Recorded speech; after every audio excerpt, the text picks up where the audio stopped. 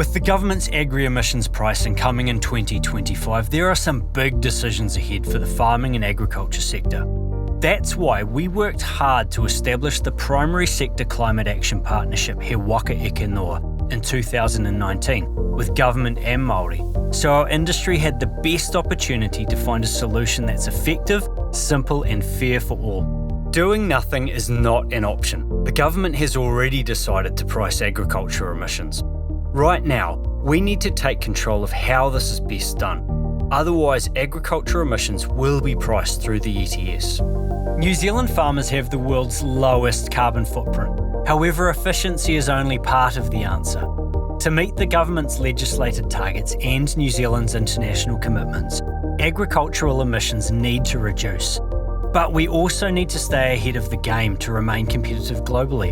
Some of our biggest customers, including Mars, Nestle and McDonald's, are also working towards emissions reduction targets, and soon some of the countries we export to will have new emissions tariffs in place. Outside the partnership, DairyNZ and Beef and Lamb New Zealand continue to advocate for a science-based approach when targets are reviewed in 2024, because the accurate measurement of methane's warming impact is critical when setting fair and achievable emissions targets. The ETS is the government's main tool to encourage industry to reduce greenhouse gas emissions with a broad-based tax, but pricing agriculture this way will be counterproductive. The ETS is a blunt instrument, designed to ramp up the price of all greenhouse gas emissions until they reach net zero. But because methane from livestock is a short-lived gas that doesn't need to reduce to zero, we need a system which can treat methane separately. Within the ETS, our sector would have no control. The ETS is a government-controlled market. They set the direction and speed. This means when the pressure to reduce emissions increases, so too will the price. If agriculture joins the ETS, costs to farmers will continue to increase each year, despite progress made towards targets.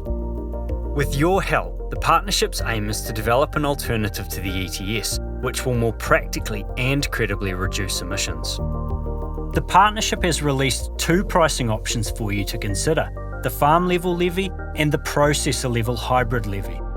When designing the options, the partnership had 4 priorities in mind to make them work better for all farmers. First, while agriculture emissions need to reduce, every farm is different, so farmers need the choice and control to manage emissions in a way that best suits their individual farm and values. Second, carbon capture through on-farm sequestration not eligible within the ETS needs to be recognised and rewarded. Third, methane must be treated differently to carbon dioxide.